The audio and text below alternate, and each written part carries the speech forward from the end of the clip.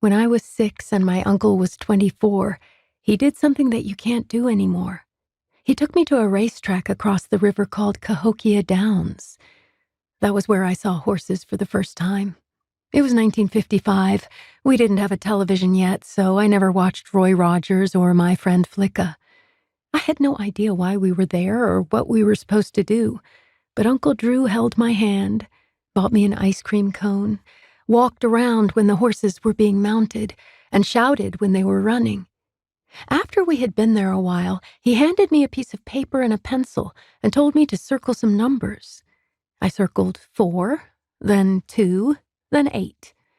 He then handed the paper to a man behind a window along with $6. He later told me it was his last $6, but I never believed that. He got another piece of paper back, and we went to our seats. We sat quietly, jumped up and down for the race, and then he grabbed my hand and took me back to the window. He handed in the piece of paper, and the man counted out his winnings. $5,986, all in 20s and $2 bills. My uncle was grinning from ear to ear. We walked around for a long time. Then we went to the parking lot. Just before we got into his car, he squatted down and put his hands on my shoulders. He said, "Don't tell anyone we've been here or where you got this money.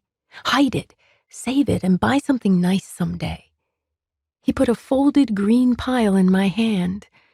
I stuck it in my pocket, and when we got home just before dinner, I went to my room and shoved it under the mattress. A month later, I remembered it, pulled it out, and counted it. It was 43 $2 bills. The $86 that I later realized would tell everyone where he had been and how he had gotten the money.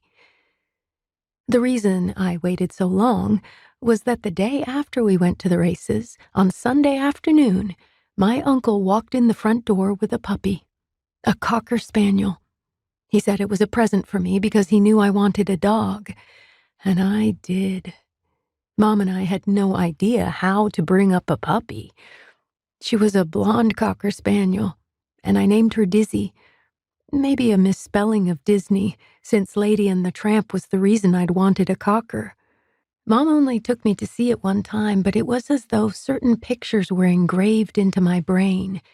The moon shining over puddles in the road, the spaghetti scene, the shadows, trees looming in the background.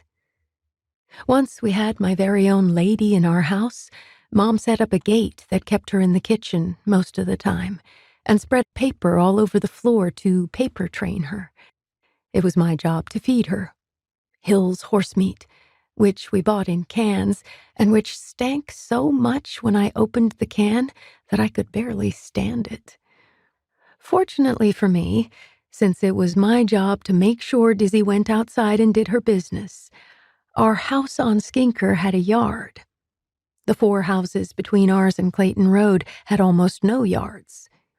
Dizzy would race out the door and tear around in the grass, often so happy that she would forget to do her business, and then come back inside and do it in the kitchen. She wanted to get out of the house and explore the neighborhood. The scariest thing she did was run across Skinker into the park. She never once came back when I was looking for her, though a couple of times I sat down on the hillside that abutted the park across from an apartment building called the Wiltshire, and she wandered past and decided to come over to me. I handed her the milk bone and snapped on the leash. But that didn't convince her to like me.